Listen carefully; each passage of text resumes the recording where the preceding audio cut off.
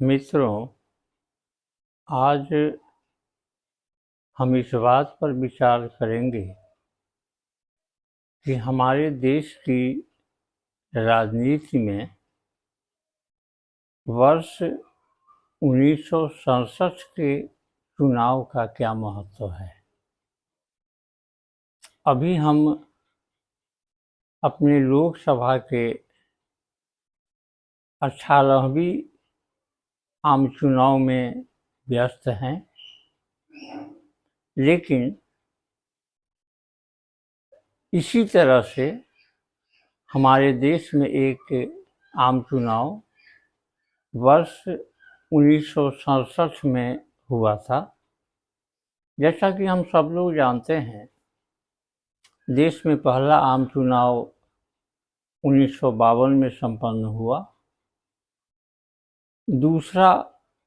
1957 में, तीसरा 1962 में और चौथा 1967 में हुआ। इन सभी आम चुनावों में निश्चित रूप से कांग्रेस सत्ता में आई,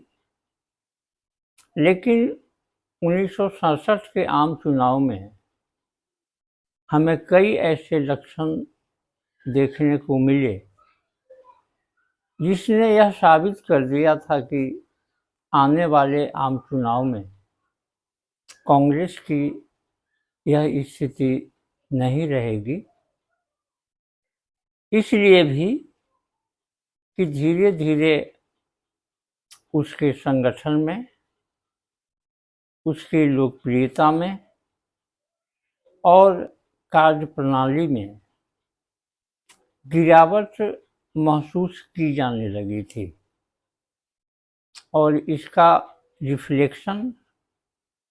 हम हर एक आम चुनाव में उसके घटते सीटों से कर सकते हैं। अगर हम सिर्फ 1962 और 1967 के आम चुनाव में कांग्रेस की सीटों का और उसे मिले प्रतिशत को देखें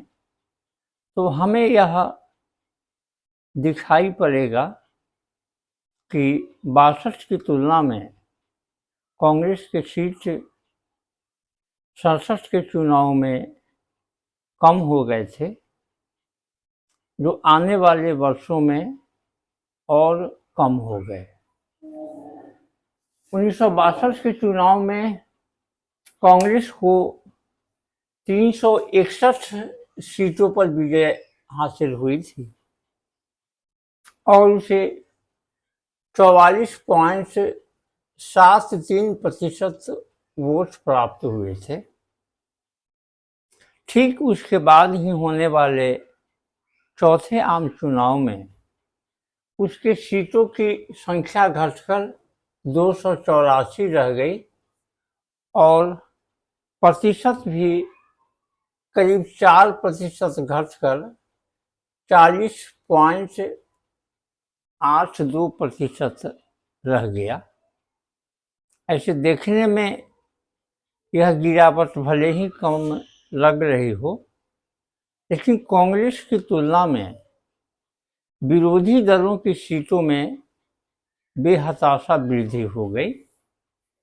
इसमें स्वतंत्र पार्टी उस समय एक प्रमुख पार्टी थी, जिसे 1962 के इलेक्शन में मात्र 18 सीटें प्राप्त हुई थी और 1967 के आम चुनाव में इसकी सीटें बढ़कर 42 हो गई। दूसरी महत्वपूर्ण पार्टी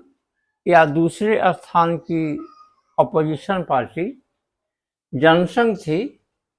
जिसे 1967 के आम चुनाव में 35 सीट प्राप्त हुए थे। लेकिन ओवरऑल अगर विरोधियों की सीटों पर हम ध्यान दें तो 1962 के आम चुनाव में उसे मात्र 133 सीटों पर विजय हासिल हुई थी और यह संख्या बढ़कर 1967 के चुनाव में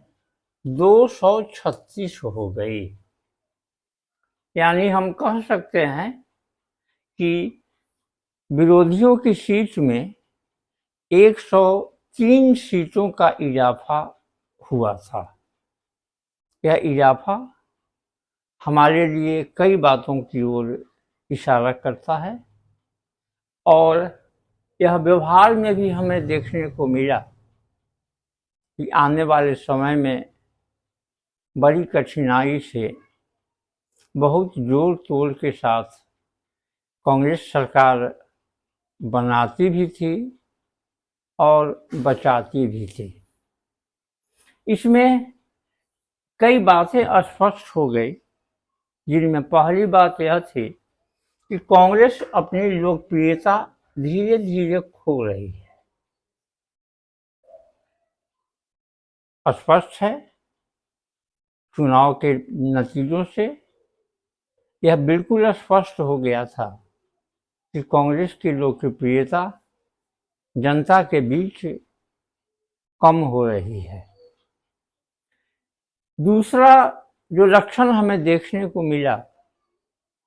कि यहीं से राइट पार्टियां और लेफ्ट पार्टियां दोनों के उदय का रास्ता हमारे देश में साफ हो गया और लेफ्ट पार्टी में सीपीआई, सीपीएम जैसी और भी कई पार्टियां थी और राइट पार्टी में भी जनसंघ तो प्रमुख थी, जो बाद में हुई बीजेपी, और इसके अलावे आरएसएस, हिंदू महासभा इत्यादि कई ऐसी इसकी सहयोगी या एलाइड पार्टियां थी, जो बड़ी हो या छोटी हुई। उन सबों को यह लगा कि आने वाला भविष्य उनका है और अगर वो मेहनत करेंगे तो वैसी स्थिति में उनके सीटों में वृद्धि हो सकती है और ये कभी न कभी सत्ता में भी आ सकते हैं। इसका तीसरा परिणाम हमें यह देखने को मिला कि कांग्रेस की लोकप्रियता और विधानसभाओं में तथा लोकसभा में उसके सीट जैसे जैसे घटे, तो जो क्षेत्रीय पार्टियां थी, जो राज्य स्तर की पार्टियां थी, उन्होंने भी आपस में मिलकर यूनाइटेड फ्रंट बनाना शुरू किया और यूनाइटेड फ्रंट जो बनाया गया तो मुख्य रूप से उनका उद्देश्य सत्ता प्राप्त करना और जो पार्टी सत्ता में थी उसे सत्ता से हटाना, यही सिद्धांत मूल रूप में रहा और यह प्रचलन धीरे धीरे राज्यों से होकर केंद्र में भी आया, जो आज भी बड़े पैमाने पर लागू है, राज्यों में भी और केंद्र में भी। इसका चौथा नुकसान यह हुआ या इसका चौथा लक्षण यह हमें देखने को मिला कि इस तरह के फ्रंट बनने से जिनका कोई धर्म नहीं था, जिनकी कोई जाति नहीं थी, जिनका कोई रेस नहीं था, तो हमारे यहाँ जो सेकुलर वैल्यूज हैं उनको गहरा धक्का लगा, क्योंकि जिन पार्टियों का यूनाइटेड फ्रंट बना उनका आधार जाति थी, उनका आधार धर्म था, उनका आधार लैंग्वेज था और उनका आधार रेस था। और जब फ्रंट बन भी गया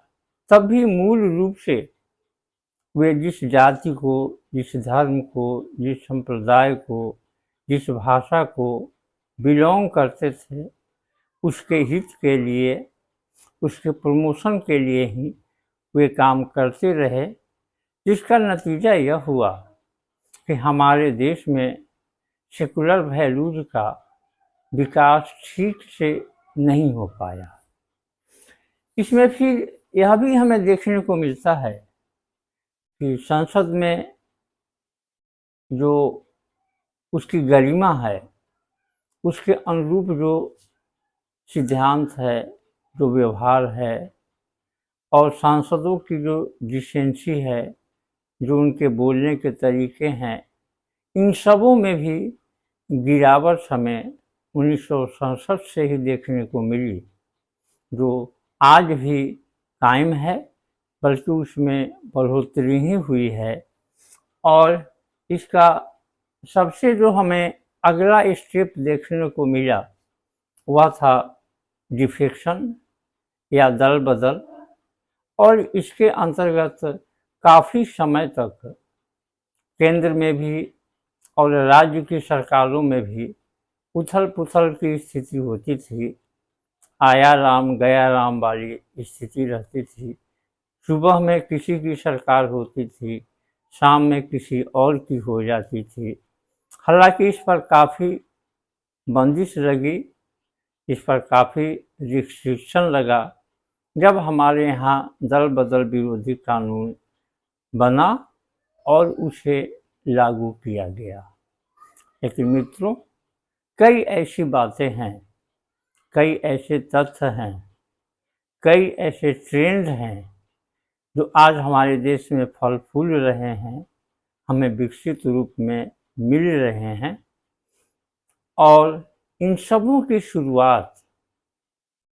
इन सबों का ट्रेंड 1967 के आम चुनाव में ही हो गया था, जहां से कांग्रेस कमज़ोर होने लगी थी और धीरे धीरे विरोधियों की ताकत, उनका समर्थन बढ़ने लगा था। इसलिए 1967 के आम चुनाव को हम एक लैंडमार्क आम चुनाव कह सकते हैं। उसके पहले की राजनीति और बाद की राजनीति में काफ़ी अंतर आया, और यह अंतर हमें आज तक देखने को मिल रहा है, और आने वाले समय में हम इसमें और भी परिवर्तन देखेंगे,